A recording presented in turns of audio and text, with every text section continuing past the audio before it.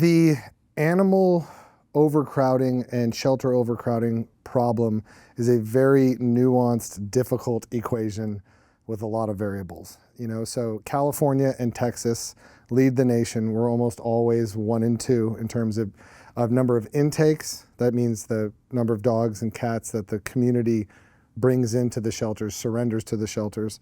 And I think nationally we're at about a total of 1 million animals euthanized every year. The reason we have this kind of a problem that's just been endemic within our society and within our culture for the last many decades is severalfold. One, culturally, we have gone back to buying dogs, to purchasing dogs as opposed to adopting dogs from a shelter setting.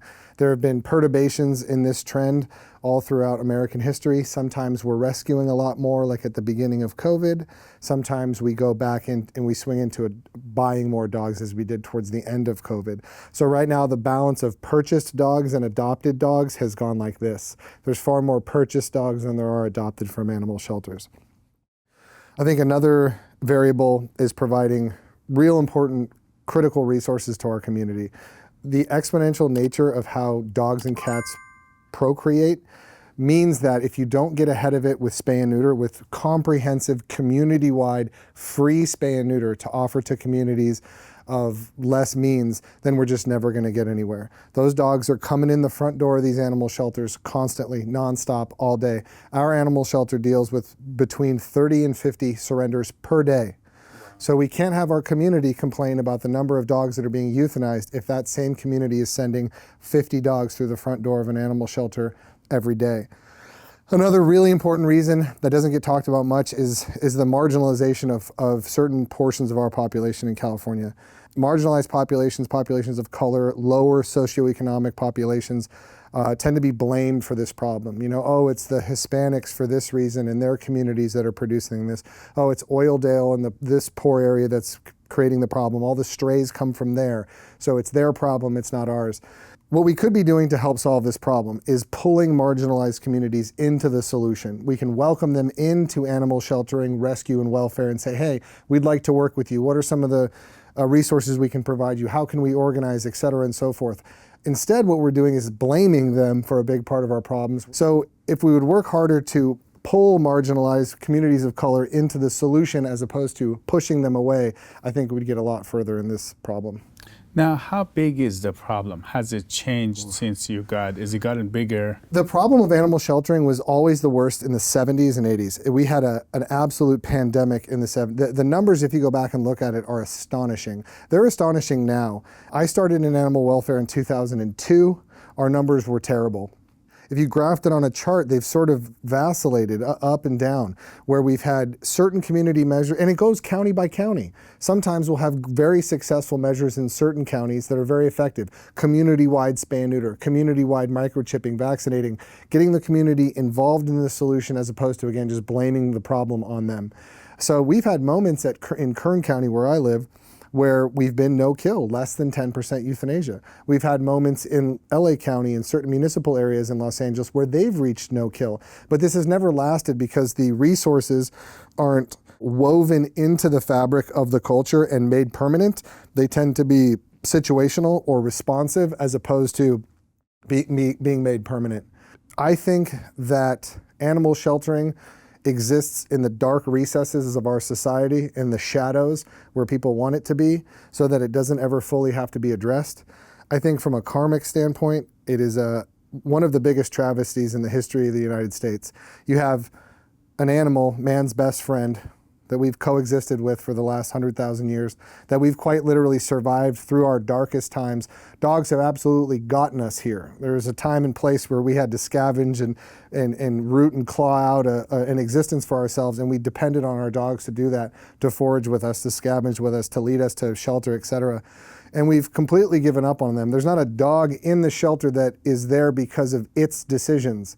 A dog is in the shelter because of decisions made by a human being, yet we absolve ourselves of that responsibility. And it's pretty disgusting to sort of observe at a macro level.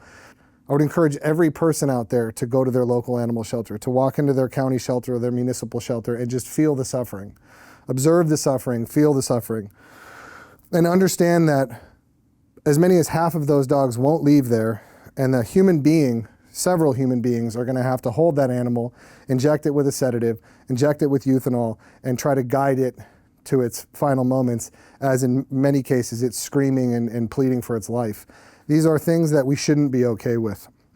You know, it makes me emotional just having to say this to you. But to watch also how our animal sheltering and rescue workers have been marginalized and treated as the problem, even though they're the ones addressing it. You know, people have the audacity to learn about a shelter's euthanasia statistics and say, oh my God, I can't believe this shelter euthanized 5,000 animals last year. They're killers. They're nothing but killers. They're euthanizing 5,000 animals because that community won't stop bringing them through the front door. They're not magicians. They can't magically turn a dog into an adoptive home. This is a process that takes a long time. It takes training, it takes nurturing, it takes boundaries and all kinds of different things to get a dog through to the fruition of adoption. It's not easy. And we're juxtaposing ourselves from our animal sheltering brothers and sisters, and we're blaming this problem on them, even though they are some of the most wonderful, heartfelt, compassionate people that exist on this planet, because after all, every single day they're waking up in the morning, going to work at a shelter, and having to clean up the mess that our society created. And in most cases, they do it with a smile on their face, just trying to save as many lives as they can. It's incredibly admirable work. It's incredibly difficult work. And just because our society is too simple-minded to break down the problem and truly address it, we just want to go ahead and blame it on them and say, oh, well, the shelter's killing animals, therefore it must be their fault, without actually holding up a mirror and saying, what are we doing to create this? We're covering California issues, as you know. If you want us to cover the stories that are impacting your day-to-day life in California, reach out to me at siyamak@californiainsider.com. Now, when you say 40 to 50, they drop off 40 to 50 every day to a shelter like yours. Mm-hmm. How much capacity do these shelters have, and how long do these animals have to get adopted? Yeah, I mean, I can't speak for every shelter in Los Angeles County, but I can speak for a lot of the shelters that I work with and worked at. And their capacity is typically between 200 and 500. Our shelter is a capacity of 200. There's well over 400 animals there. So there are twice as many as should be there. The isolation and quarantine units, which are specifically for isolation for court cases and quarantine for sick dogs, are completely filled with population dogs. So there's no space. There's 2 to 3 to 4 dogs in every kennel where there's supposed to be 1. To say they are overwhelmed is the understatement of the century. They are completely overwhelmed, and they're dealing with trying to save life at such a frenetic pace that really nobody can keep up with it. Can you imagine having to go to work every day, get to know these animals, get to learn them, understand their quirks, what they need, how to respond to their needs, only to then have to stick a needle in them to take their life? It is a horrifying circle of life that shelter workers and dogs that are unfortunate enough to end up at a shelter go through. And I really challenge the public to step into some of these places, to volunteer, to be a part of the solution as opposed to just part of the cacophony of echo chamber nonsense that comes out of a community that just doesn't want to understand what the problem is. The problem is that we're not rescuing enough dogs. We're not saving enough dogs from animal shelters. We are propping up breeders all over this community. So we're not adopting. People are not adopting. I mean, I don't want to say that people aren't adopting, because they very clearly are. Rescue, especially in the middle 2010s, permeated mainstream culture. We had celebrities, all kinds of people adopting dogs and bring attention to the work that we do. But there's a lot more people that are adopting dogs. There are a lot more people that aren't having kids and are opting to have animals. And in many cases, they're opting to purchase dogs from breeders. And every dog that is purchased from a breeder is a dog that could have been adopted from the shelter. And I'm also not saying that I think breeders are the worst thing in the world. I think there is a time and a place for breeding, especially if we as a culture are at a place where it's sensible. Right now, you know, we're spending untold billions of dollars every year. It's a $100 billion industry, the animal sheltering industry in the United States of America. We're spending $100 billion just to lock up America's best friend, man's best friend, keep them in kind of some sort of a residential setting, and then euthanize them. I mean, it's a mind-bogglingly cruel setup. I can't imagine how many animals' lives have been snubbed out while experiencing acute suffering.